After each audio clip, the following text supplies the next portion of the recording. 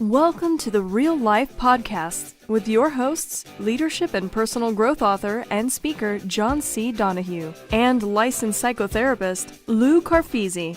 The Real Life Podcast is your weekly dose of motivation, encouragement, and direction to help you live your life at the highest level.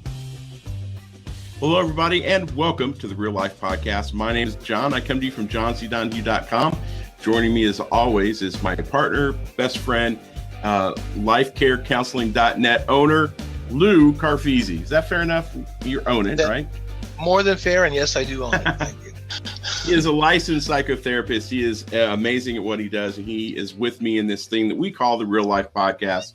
Each week, we try to bring you real help, real hope, and give you some ways to get through life and basically just be awesome and have much more fun while you're doing it. Today, we're going to talk about success, and we're going to talk about the 4 challenges that we have to overcome for success. Now, this is in no way an exhaustive list. There's always challenges out there that people need to overcome, and there's always some stumbling blocks to success, right? So this is not an end all cure all. No, but it's got good points in it, and there's a good reasons why there are challenges and how to overcome those challenges so we can be successful. Right. And where this idea came from was, if you haven't seen Tony Robbins' I'm Not Your Guru, it's playing on Netflix right now. It's a fascinating movie. It's a documentary, and there's a lot of things in it that will surprise you when you learn about Tony Robbins, the person. And it's amazing to see him in action and his team. So for somebody like me that loves to pick apart how teams function and how things happen, and a leadership guru like Tony, even though he says he's not a guru, it's a fascinating watch. And so the quote, my biggest takeaway from this movie was when he says, "When you get in your head, you're dead." And that resonated with me, because I spend a lot of time thinking and overthinking and rethinking, and sometimes those thoughts just keep spinning over and over again. Does that sound familiar? Oh yeah, sounds familiar to me. We all do it to a certain extent, but there are people who can't seem to pull themselves out of that. That's that whole quicksand thinking. Right. You keep thinking it, and eventually you're going to sink right under. So right. And by the way, that's a great segue. We have a post out on reallifepodcast.com called Quicksand Thinking, Quicksand of Your Mind, or you had a great blog title, but you talk about that specifically in that post, and that's a great segue. We need a little bell to ding when we find things we plug. Get a little like fairy to go across the screen. Yeah. That's a great idea. Everybody will take it very seriously after that. Yes, I'm sure. So what we wanted to do is we wanted to look at the four big challenges that we all have to overcome, and then we're going to go back and we're going to try to give you 4 ways to overcome them. So the first one is what we think about ourselves, our self-esteem, how we deal with our own insecurities. We have a lot of challenges trying to be successful, and we have to overcome them. And it's really all about what we think about ourselves. Yeah, it is. Everything in your life, your relationships, your work, everything has to do with what you think about yourself. If you have low self-esteem, you're going to project that. Right. And if you project absolutely. that, on a weakness, right? I mean, right. Everybody's going to be able to know. Right. And if you show any weakness in a lot of the workplaces that we all go to, people will just launch on that, like, blood, sharks on a, yeah. And so we have to make sure that we overcome the negative aspects of what we think of ourselves. And conversely, there are people that think too fondly of themselves. And those are some obstacles too, because they're causing their own problems in their success trajectory as well. But we'll get into that a little bit later. Narcissism. I've never known a narcissist in my life. No. So the second thing we want to talk about is what we think about our circumstances. And this is when we come upon a challenge, or we come upon something in our lives. This is how we start thinking about those things. We're worried that we don't have enough money. You never have enough money to overcome a problem. We start thinking along those lines. You think about, well, I don't have a good position in the company, so who am I to start effectively making change in the company? I can't succeed if I don't have this level of authority. Yeah, absolutely. It's all in perception, John. It's how you see it. Right. Money concerns, you don't have enough money. Well, I went to the RV store and I didn't have enough money, so I walked out without one. But that's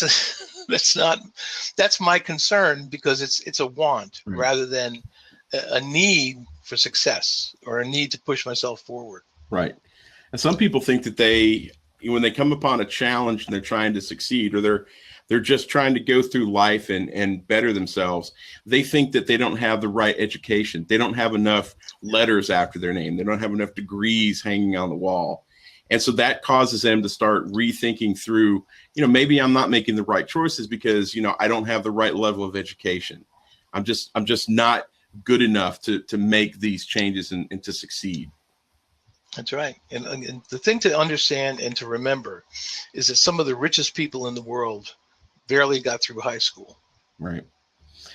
So it has nothing, if you need education for what you're going to do, yes, go get it. Okay. Education has never been easier to get with online and all the technology that's going on, but you don't need it to make it be a hindrance to your life and slow you down.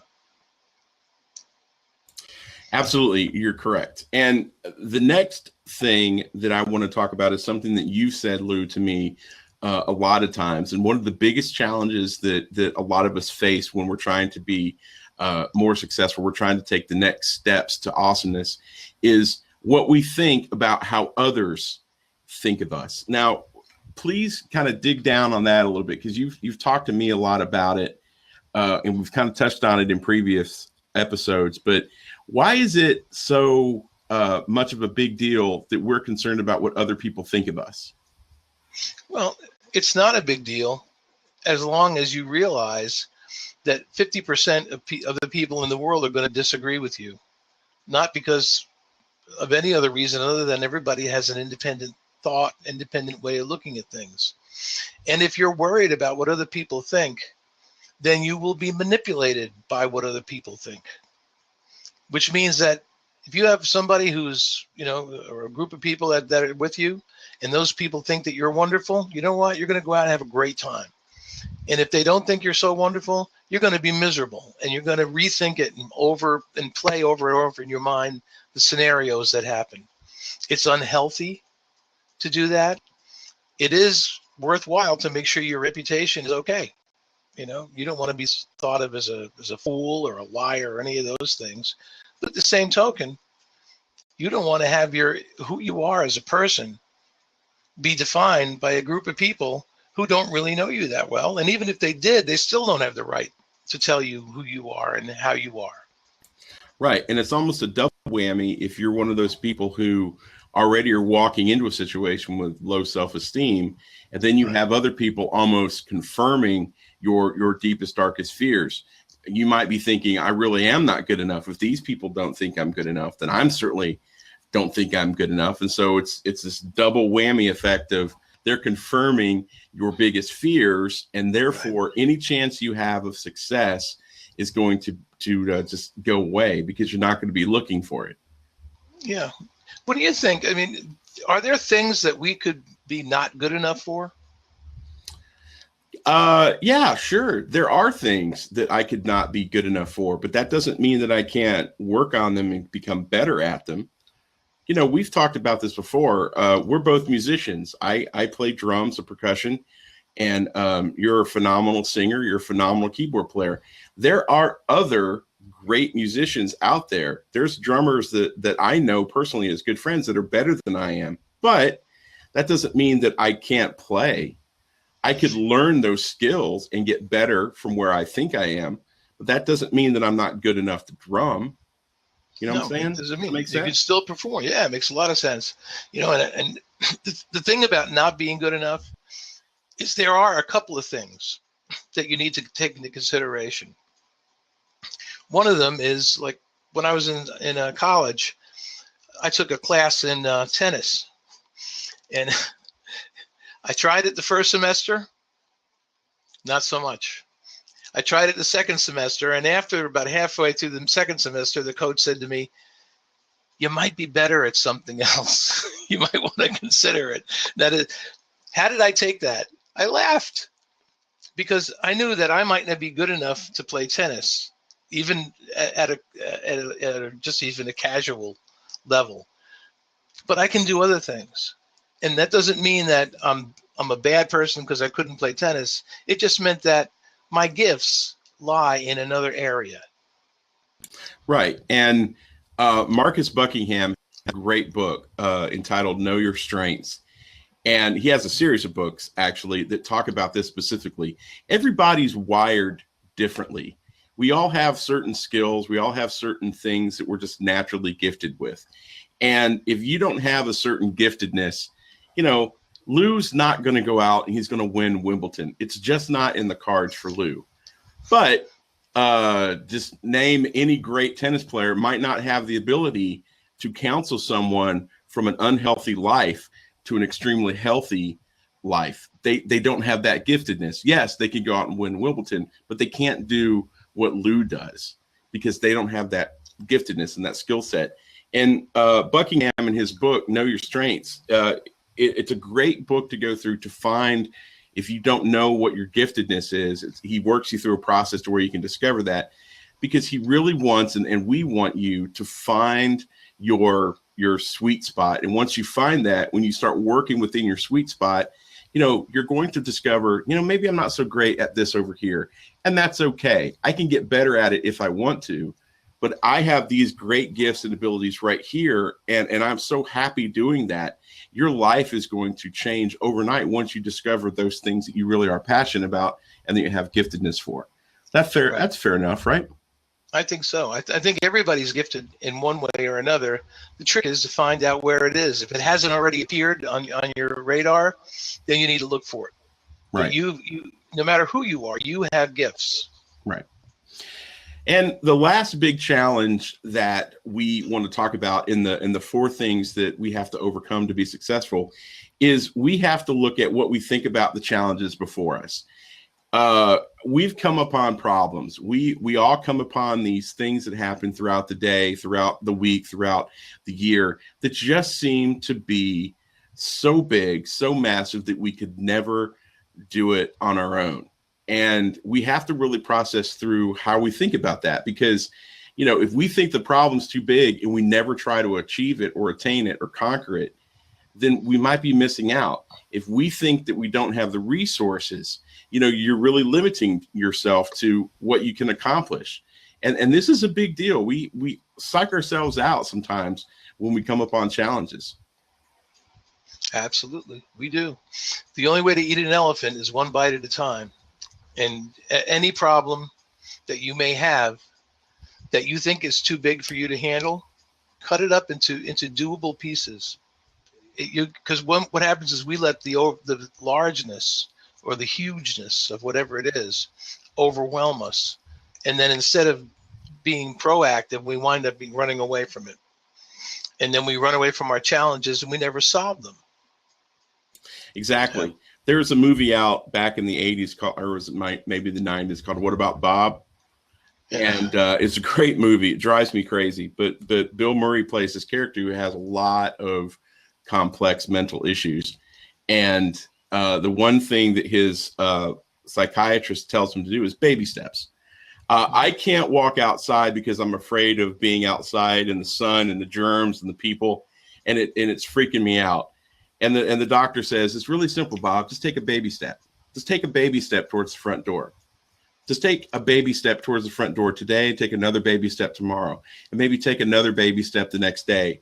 And so over a period of time, Bob discovers that he could be outside, and his life is enriched because he meets a bunch of people and hilarity ensues.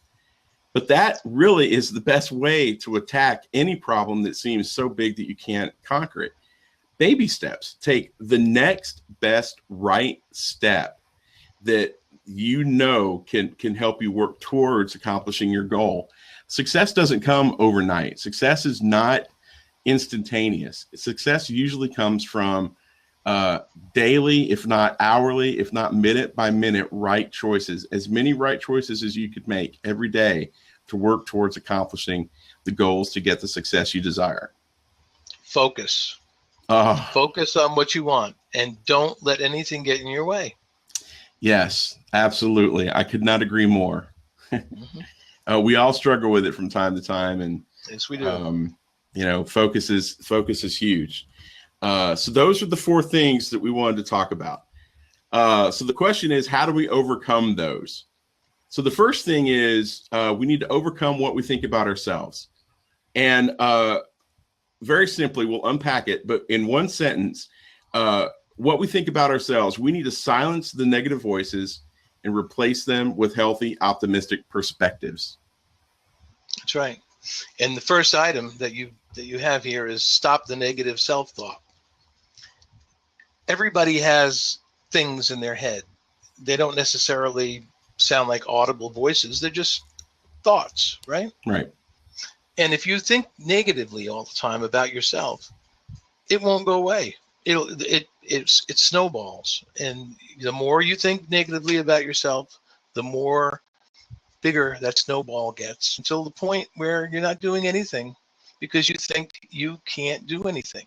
You think that you're either defective somehow or you're not able to do anything because you're incompetent. And it's not true. It's a lie. Right. It's like you said earlier, it all goes back to perspective. And sometimes we have to retrain our brains to think positively. And that takes some time and takes a lot of work. And it takes the help of a lot of people who you trust that can speak positively into your life and help reinforce those positive thoughts. But it also might mean that you need to focus through your core beliefs, because a lot of times when we're rattling around those negative thoughts in our heads, we're not acting on what we truly believe. If you believe that you're good enough to do this task, but you keep overthinking it and you never make any progress on it, you're not acting on what you truly believe to be true. When you're in your head, you're dead. Exactly. That's the best piece of advice Tony Robbins has given me all month. And you have to act on your values, your core beliefs. You have to act. That's the important thing. We go from overthinking to actually moving forward to towards our success, towards the goals we're trying to achieve. And if you make a mistake, the best thing to do is just learn from it. We're all going to make mistakes, right? That's right. It's inevitable. You're going to make a mistake. Several. Yes. And then when you do, don't turn that into the negative self-thought thing. Focus on the positive, learn from your mistakes, and be better the next time you do whatever it is you're going to do. Right. What's that old adage that Thomas Edison said? I didn't make 10,000 mistakes. I learned 10,000 ways not to create the light bulb. Yeah, exactly. So you have to be resilient enough to bounce back from those mistakes, learn from them, and move on. And don't let those voices take over. Great advice, Lou. So the next thing is we talk about what we think about our circumstances. So what we think about our circumstances, the best way we can address it is to prepare for the challenges before they come and equip yourself as much as possible. Having the right positive mental attitude on the front end of any challenge you're going into can drastically help you achieve your goals. Absolutely. Absolutely. You have to be proactive and think of all the things that could possibly happen and take those. And once you think about all of them, they're not anywhere near as scary as you might once thought they are. I guess because the unknown is a lot scarier than the known. There's never enough things in your life that are going to let you be comfortable. Right. There's never going to be a situation where you're going to be 100% guaranteed, absolutely, positively, because nothing is that way. Right. You're never going to have enough money. You're never going to have enough time. You're never going to have all the resources at your disposal that you're going to need or want. There's so many things that you are going to be lacking. That's just life. Companies are created people and reputations are built on their ability to take all those negative things that are holding them back, or those things that we perceive to be holding ourselves back, and they figure out ways to be creative to accomplish it, to raise funds, to use the meager funds that they have to the best of their abilities. They learn to be resourceful. And once you start creating this life to try to be more successful, and you start focusing on being resourceful, you might never have all the things that you want to be comfortable, but you'll discover that you can find all the things that you need to be successful. And there's a big difference. That's right. Good point, John. Just learn to be resourceful. Right. And you can't possibly be prepared for every eventuality. You can't. It won't work. It never happens. But you can prepare as much as possible. You can be able to be, and the more you do this, the better you'll be on your feet, if you know what I mean. Things are going to come up that are unexpected. You should be able to just jump in and say, hey, I'm going to do this. Even if you're only, there's an old saying, it says fake it till you make it. And I'm not suggesting that you're a fake, that you'd be a fake person, but half of every action that you make that's positive, there's going to be a little bit of hesitation. Ignore it. Go for it. Show confidence, even if you're not 100% confident, because most of the time you'll be 90% correct. It really comes down to having faith in yourself. And that flies in the face of all those negative perceptions that we have.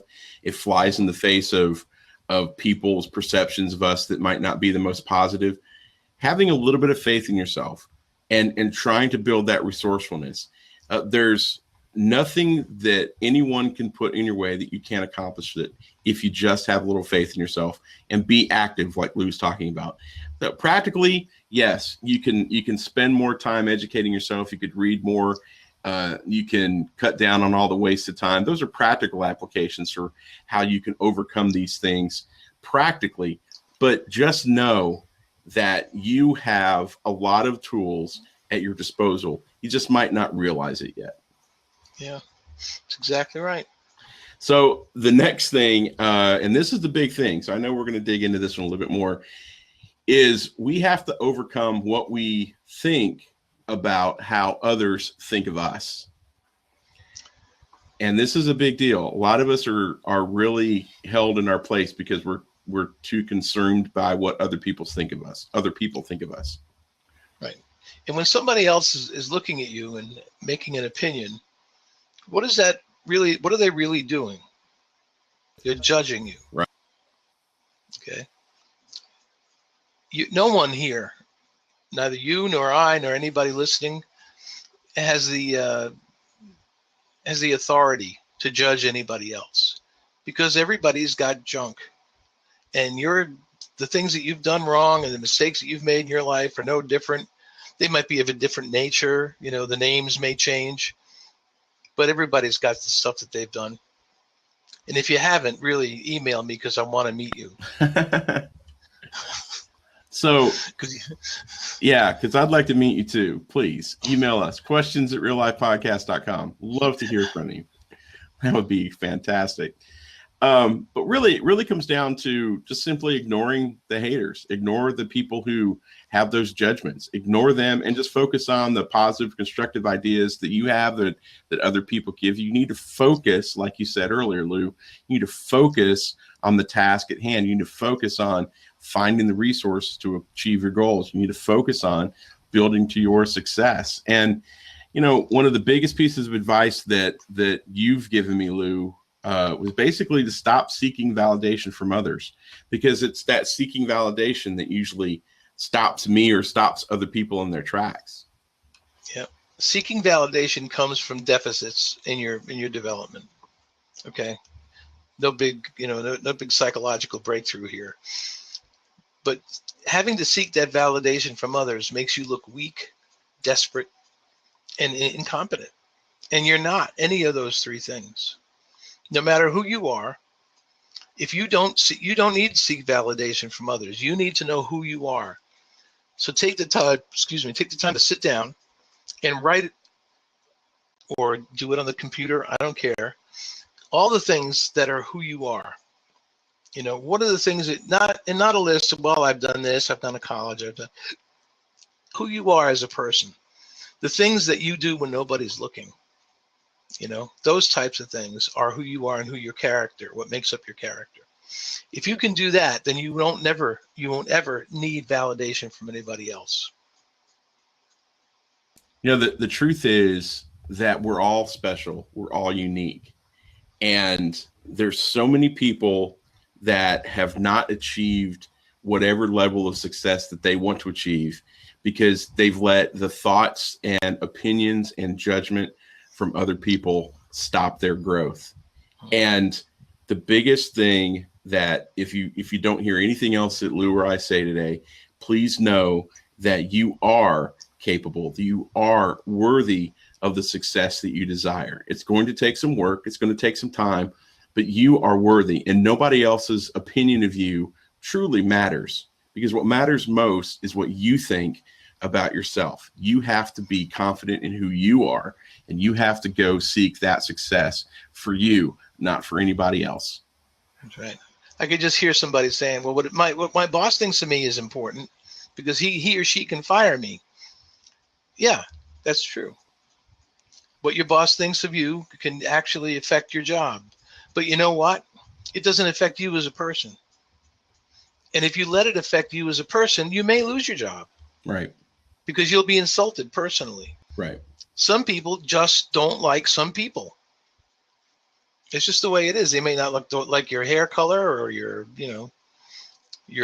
beard or whatever it is about you. And it doesn't matter. Those are the people John said ignore the haters. There are people who just peddle hate, and you don't need it in your life, and you don't need to have those people in your life. So, right. And or as Italians would say, yes. And realize that you can't control what other people think anyway. So yeah.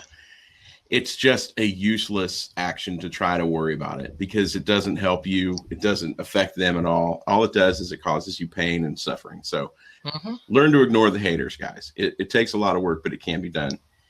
And finally, the last thing is overcoming the challenge of what we think about the challenges set before us. Those big, ginormous mountains that we have to climb to succeed. What we think about those is important, because if we don't think that we can climb those mountains, we'll probably never see the success that we really desire. So that's right. My suggestion would be to leverage your talents, leverage your resources, leverage your creativity to overcome anything that is set in front of you. How do they do that? How do they leverage those things? Well, it's like we talked about being resourceful. If I know that I have a certain skill set, then I can leverage those skills to start moving forward to the success that I want. It really comes down to whatever you define success. So I would find people that I could lean on, build a team around me to help me, to give me creative ideas. I would work on those things and try to shut out all of the distractions. And I would really focus on being the best me that I could be. Kind of like I say every day, choose to be awesome every day. Show up and give 150% every day. And if I do those things well, chances are I'll probably succeed. That's right. I couldn't have said it better myself. Awesome. So when you're leveraging those talents, realize that you're not alone. Find people around you that can help you. That's a big deal. Because you're going to need some moral support from time to time. So find people. I'm lucky enough to have someone like Lou in my life that I can lean on when I'm having those down times. He can help lift me up, and vice versa. When he's going through some rough times, I can help him as well. What is the value of having supportive people like that in your life? It is immeasurable. The amount of support you get, the amount of feeling, just knowing that other people have gone through or are going through similar things, makes you think, gee, I guess I'm not really that crazy after all. Or, wow, that person went through something similar to this. How did they do it? Whether it was a challenge at work or a challenge in business or a personal challenge, those are the things that sort of give us validation that we're okay. It's not just unique to you, but there are things that do make you unique. Okay. Right. Yeah. And finding what those are.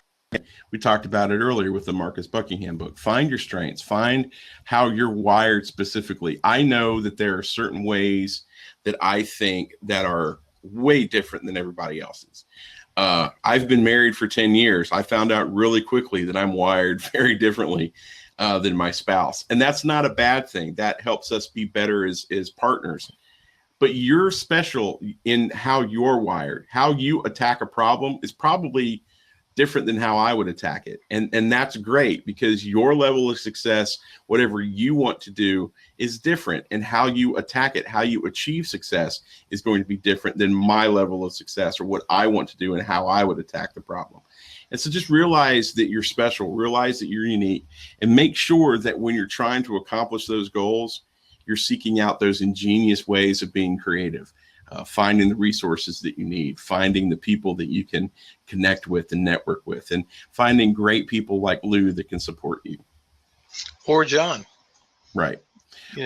Which brings me to a great point, Lou. How can people find us if they want to reach out to you or myself, if they need some of that support? Well, the first thing they can do is they can go send an email to questions@reallivepodcast.com. Or they can find us on Facebook at Real Life Podcast, and they can find us on Twitter at Real Life Cast. Those are some of the ways. Also, go to reallifepodcast.com and take a look at some of the articles there. Sign up for our mailing list, where you'll get a weekly newsletter where we have short articles about some of the topics that we speak about here. Right. Absolutely. And the biggest thing is to don't go through this alone. Find some people to talk to. If you need to talk to Lou or myself, you can always visit Lou at lifecarecounseling.net. You can always find me at johncdonahue.com. You can find us there as well. If you send an email to the Real Life Podcast email address and you want it to go to Lou, just make sure that you notate that. If you want it to go to me, notate that as well. We would love to help you. And the big thing we want to encourage you to do is to not stay in your head, because when you stay in your head, like Tony Robbins says, you're dead. So we appreciate you taking time out of your week to listen or to watch the Real Life Podcast. And we want to thank you, and make sure that you remember, real help and real hope comes from the Real Life Podcast. Have a great week, everybody. Bye-bye.